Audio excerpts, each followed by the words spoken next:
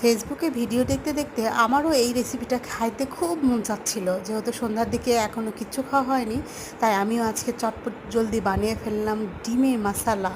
এই এগ মশালা অনেক দিন থেকে আমার খেতে ইচ্ছা করছিল, তো আজকে হঠাৎ করে আমি বানিয়ে ফেললাম। বাসায় যা ছিল তাই দিয়ে প্রথমে 3টা ডিম সিদ্ধ করে নিয়ে ভালো করে একটু হাফ বয়েল করে নিয়েছিলাম। তারপরে বাড়িতে থাকা কাসুন্দি, শসা আর জিরে গুঁড়ো আর একটু চিলি ফ্লেক্স দিয়ে আর সাথে টমেটো সস দিয়ে ভালো করে চটকিয়ে চটকিয়ে মেখে নিলাম।